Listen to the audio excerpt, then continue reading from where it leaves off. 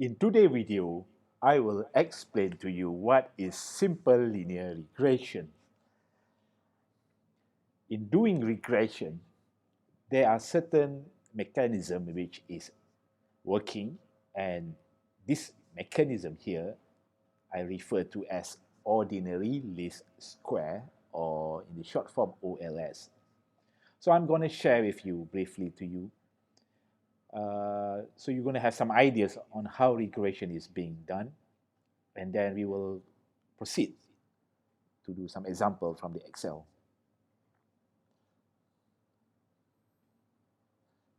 Okay, so here let's say we have a consumption. So C is consumption, and C equal to beta 0, which is the intercept here, and we plus B1, which is the slope. So this is B1. So this is the slope here, and we have YD here, which if you refer to my last lecture, YD refers to disposable income. So what are we doing with this model here? Let's say we have two individuals. We have two individuals. And we have recorded their consumption, and we have also recorded their income. So we call this actual value, which is the orange dotted color. Now, if you want to produce a predictive model, you need to find the best fitted line which goes between the two actual values. The best fitted line, as I said, will go through in the middle here, which is between the two actual orange points here. So if you look at the 2 points, the actual value here is 1.8, and the predicted is 6. And the second actual value here is 5, and the predicted value here is 10. So you can see actually there is a certain variations or difference between actual and predicted value. So the difference here between the actual value and the predicted value is what we call observed error or residual. Okay, so actual value minus predicted value equal to observed error. So what OLS is trying to do here, OLS will find the best fitted line that minimizes the measures of this error.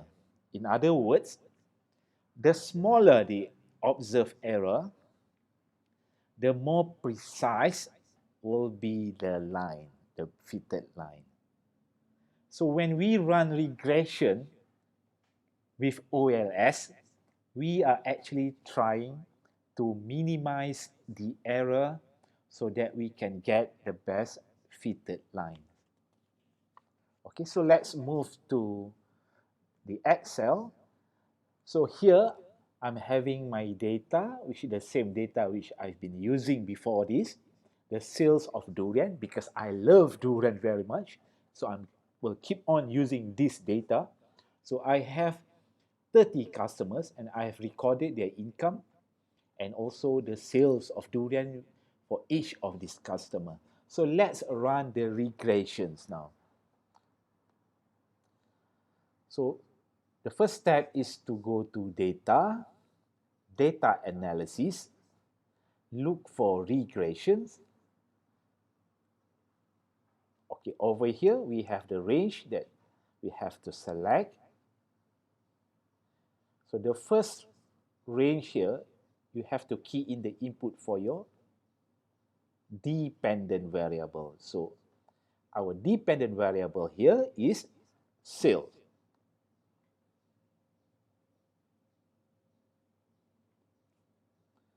Second, the X range here represents our independent variables.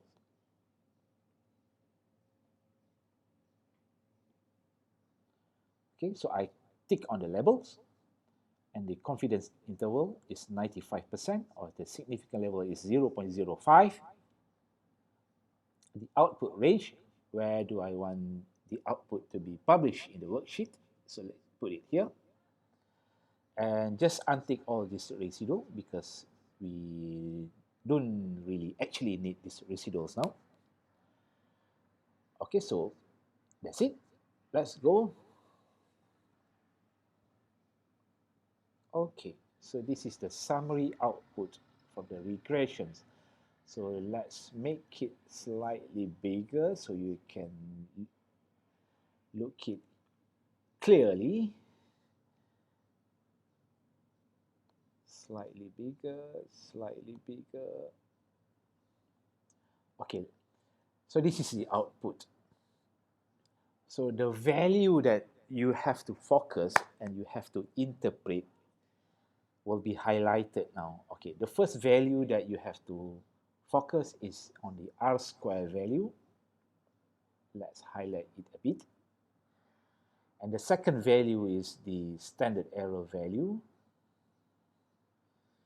And the third value is F statistic, and also the F value, P value, and the coefficients value,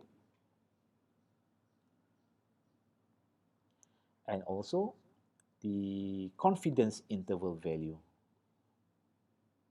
So those are the values that you have to give specific attention because you have to interpret these values for your regressions.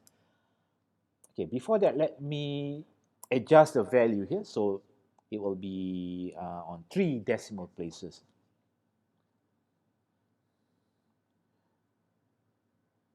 Format cell, number.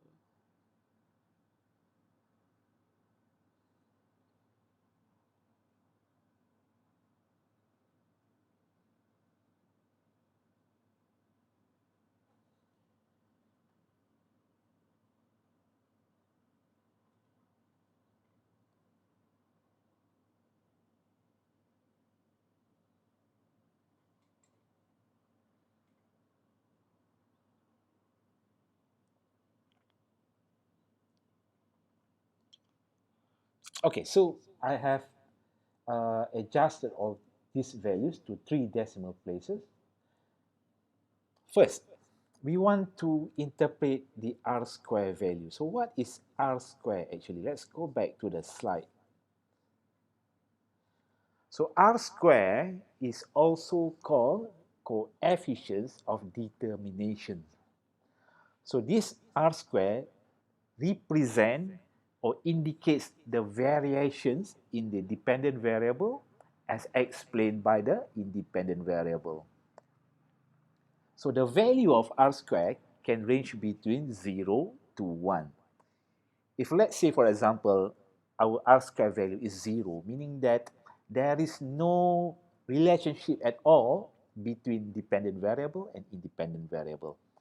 But if let's say the value of R squared is 1, that means there is a perfect relationship between the dependent variable and independent variable. In our example here, or in my example here, the R squared is 0.96, or if I convert it to percent, it will gonna be 96.9%, almost 1, which explain that 96% of the variation of the dependent variable is explained by the independent variable. 96% of the variations of sales is explained by the income. Okay, that is how you interpret that. So what happened to the rest of 0.4%? The other variation, for example, the other 0.4% is explained by other variables, which is not included in the model, because I only have income as my independent variable. If I have other variables such as advertising, for example, that could explain the other 0.4%. Okay, so that is R square. So we move to the second value that you have to give specific attention is the standard error value. So this is the standard error, 34.1 roughly, 34.1. So standard error indicates the variability of the observed values from the predicted value. So we have two values. The one on the line is our predicted values, and our observation in the data here, these are all observed value. So a large standard error indicates that our data our data is widely scattered, bertaburan, ya, scattered. If our standard error is small, that indicates that our data is clustered, ya, berdekatan, clustered. So over here, 34.1, meaning that our data, the standard error is quite small, meaning that our data is clustered. Okay, next, the F-test. The F-test, the objective of F-test, or the main purpose of F-test, is to test the significance of the model itself, to test the significance of the regression model. Whether my regression is useless or not useless depend on the F-test. Okay, so if you look at the F-test here, you have to refer to the ANOVA table. So over here, this is the F statistic, and this is the p-value for the F-test. So the F statistic here is 880.53, and the p-value is 0.00. So how do we know that our regression model is significant or not? Let's interpret the value here. So we have hypothesis here to test whether the regression model is significant or not significant. In other words, is it useful or useless? Okay, so the hypothesis is, the null hypothesis is, or beta 1 is equal to 0.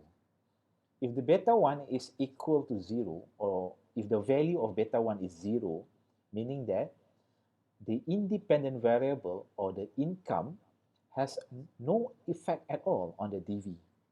It has nothing to do with DV if the value is 0. The alternate hypothesis, if the value of beta 1 is not equal to 0, meaning that it can be negative, it can be positive, but not 0, the independent variable explains some variation in the DV, meaning that it has something to do with the DV. It has effect on the DV.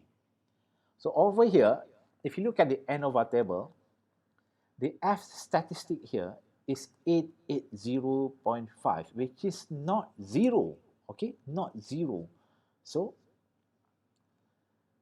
beta 1 is not 0, meaning that we reject the HO and we accept H1, meaning that IV or the income explains some variation in the DV.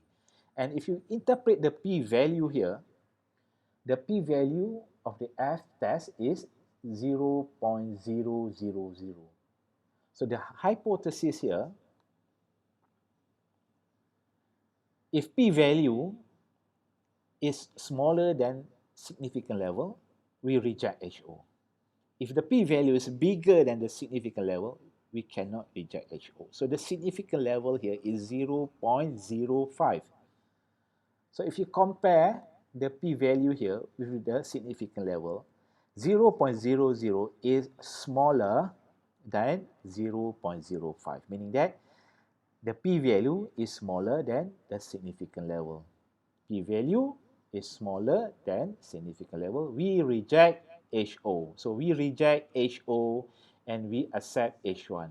So what does that mean is that our regression model is significant and it is useful.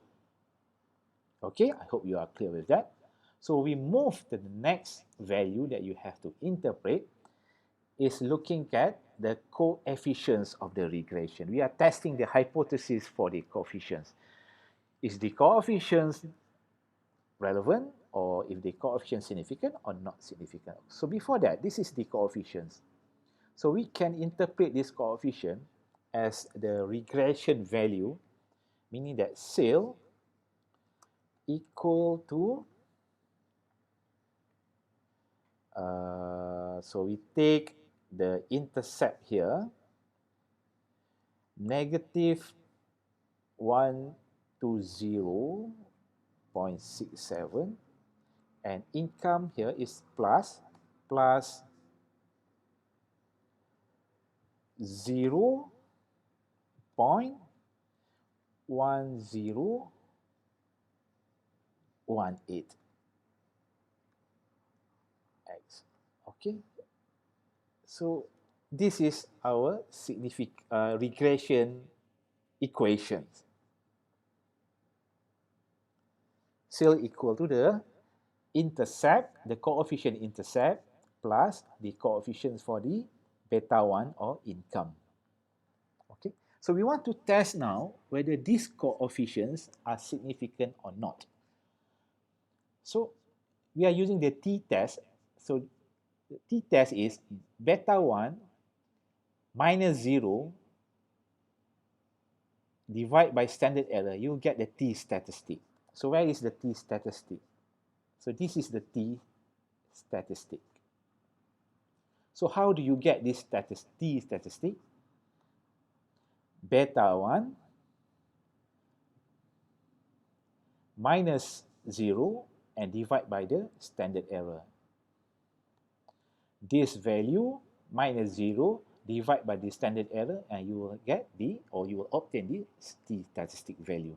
So you don't have to calculate it in manual because it has already been given to you in the regression output.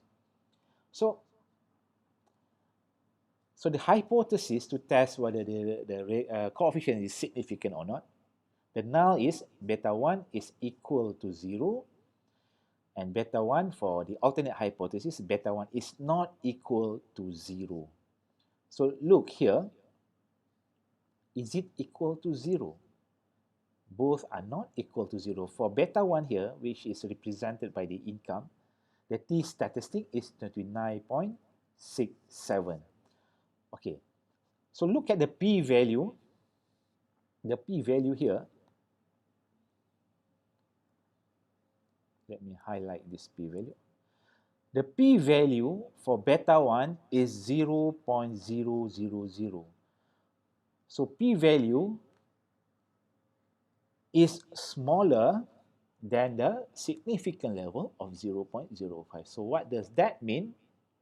If the p-value is smaller than the sigma or the significant level, we reject HO. But if the p-value here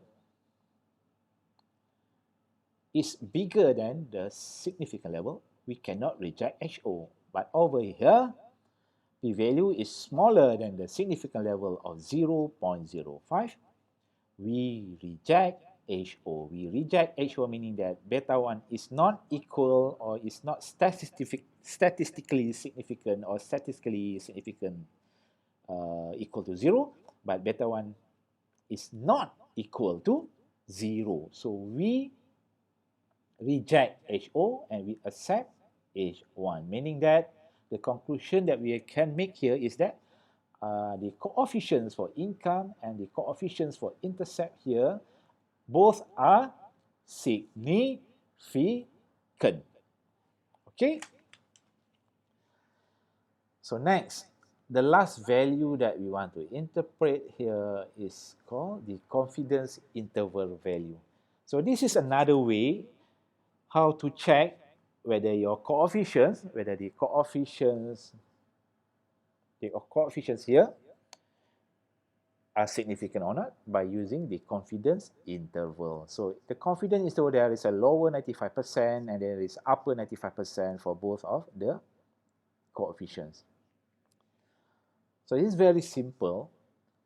HO, the hypothesis for confidence interval, if beta 1 equal to 0 and for the alternate hypothesis, the confidence for beta 1 is not equal to 0. So look at the value here. For example, beta 1 here. Are both the values equal to 0?